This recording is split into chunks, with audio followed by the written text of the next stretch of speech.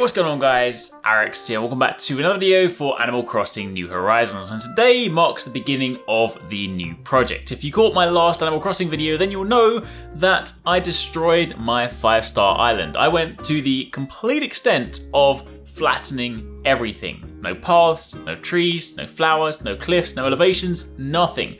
It is a blank canvas. It took me a very long time, and if you guys want to see the process, then there's a time lapse of the complete destruction or the unbuilding process if you want to check that out. I'll link it down below. You can also find it out over on the channel. But I mentioned in that video that I wanted to then start off a series where we then go and build up to a new 5-star island. Now this is just the beginning of that. This is basically the planning stages. I want to talk to you about some of the ideas that I have, and we're going to start by doing some initial carving out of the island, and then over the course of this series we're going to expand things. We're going to start kind of building up the residential district, the shopping district, different areas, filling in all the different places to eventually get this to a 5-star village. Quite how many episodes this will be, honestly, I don't know. I'm not entirely sure how long this thing's going to take, and obviously it also depends on whether you guys enjoy it. If you do enjoy this and you do want to see this through to the end, let me know in the comments down below. Let me know if you guys have got any ideas for my island. Honestly, this is a blank slate. I've got a few ideas, but maybe as we go along you guys can suggest things and we could potentially incorporate that too. So again, if you enjoy this, you like the idea, you want to see the whole series, let me know in the comments down below, leave a like on this video, and also don't forget to turn on those notifications. But let's talk about the plan. So top level, this is what my island looks like right now. Complete blank canvas. And what I've then done is I've gone over to the Happy Island Designer. I've spoken about this in the past. It is basically a web-based planning app where you can effectively use it to, loosely plan out your island. I started off by recreating essentially what my island looks like. It's not pixel perfect, one for one, but I'm not kind of too worried about that. Largely speaking, I'm just kind of getting the general flow for this. And I've then marked out where my primary kind of in and out points of my rivers are, and we're then going to start building. Now, one thing that I want to do with this one, I spoke about in the previous video that I kind of wanted to sort of go on a castle theme,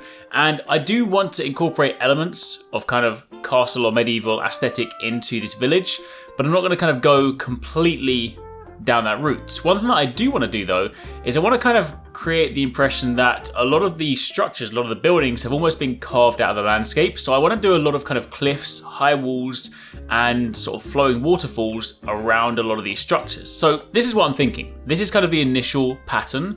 This isn't everything. Obviously I haven't planned out the trees. I haven't planned out any of the villages. I've purely planned out my house, the town centre, the 2 main shops, and the museum. But this is what I'm thinking. I'm thinking that I'm going to kind of start working around all the paths that lead you to different destinations are going to be completely surrounded by water, because, I know we're on an island, but I want even more water. I want it to seem like all the cool places are floating on their own little miniature islands.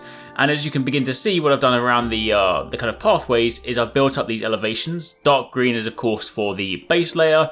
The lighter green is the first elevation of cliff or incline, and the second lightest green is of course the highest you can go. You can only go up 3 levels, so that's basically what I'm thinking. So as you can see, I've kind of worked around this idea that you'll leave the airport, you'll walk up to the middle, and you'll get to some kind of plaza. Now, as I've started to work out, as I've started to do the building process, layout-wise, and given that I've got this annoyingly close town centre to like my airport, I wish it was slightly further away so I could really space this out more, but I've kind of gathered that I'm not necessarily going to get this perfect circular area right at the beginning unless I want it to be super close to the airport. So what I'm going to start doing is adapting this as we go, but the idea is that you leave the airport, you get to a central plaza which will then have 4 different directions.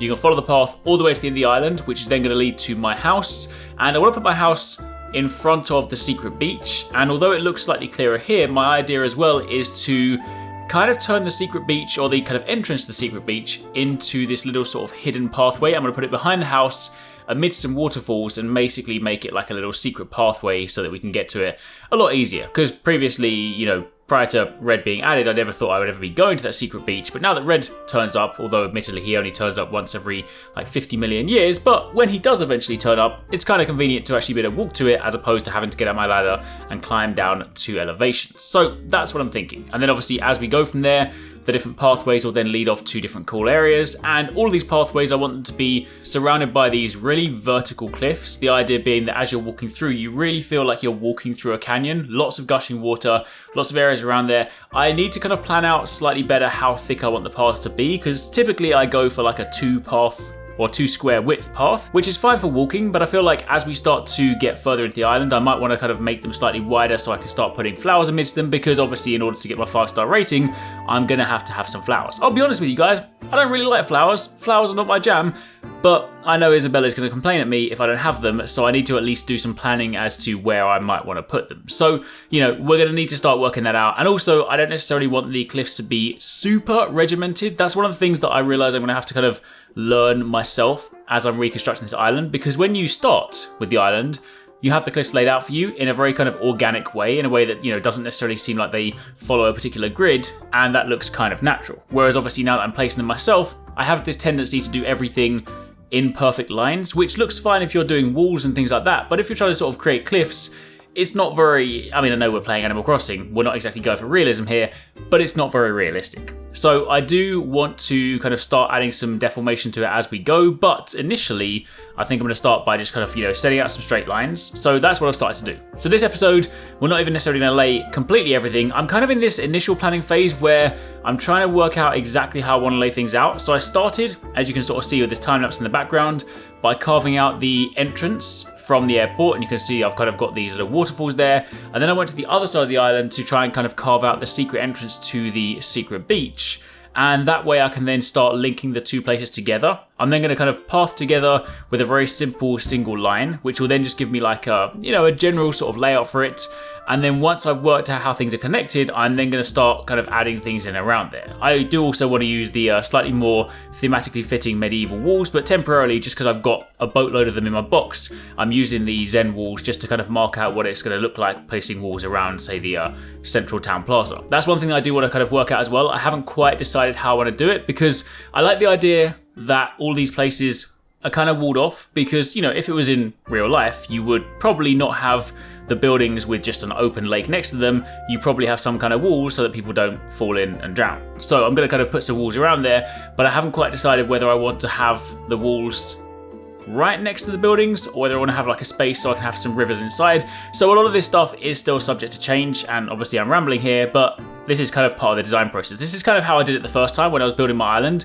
I start laying things down and then I start to kind of like, you know, piece them all together. And then as I start to get something I'm happy with, it's a lot easier to then extend that to the rest of the village. But in this initial phase, it's very much still kind of experimental. Anyway, that's kind of it. That's pretty much it for episode 1. I'm leaving you with like a little bit of time lapse just to kind of sort of see the rest of what I've built so far. This is definitely early stages, but as you can start to see, I'm starting to kind of get an idea as to how I want it to pan out. So if you guys do enjoy this, if you guys have any ideas as to maybe some cool things that I could do, maybe you've done them yourselves, maybe you've seen them done, let me know in the comments down below and we can work on incorporating that in future episodes. But in the next episode, which will be dropping next week, I want to ideally get as close to this map as possible, whereby I have a complete pathway linking the airport to my house, to the museum, to the town hall and the shops. I obviously need to move those, so it's going to take me a few days to get that done. But once that's in place, once I've got that, I can then start working on the residential district. I have a plan over on the kind of left-hand side to start doing that in different elevations, maybe kind of have some of the buildings, like say 2 or 3 villages on the bottom elevation, then you'll kind of use some ramps to go up one step to have some more, up one step again for the other one, so that way we kind of have them like climbing up a cliff. That could be pretty cool. Also, I want to make sure that all my villagers have a garden this time so I can give them all their own personal gyms. So yeah, I've got a lot of ideas. But anyway, that's it for the time being. Again, if you guys do like the idea of this and you do want to see more of this, then stick around and let me know down below.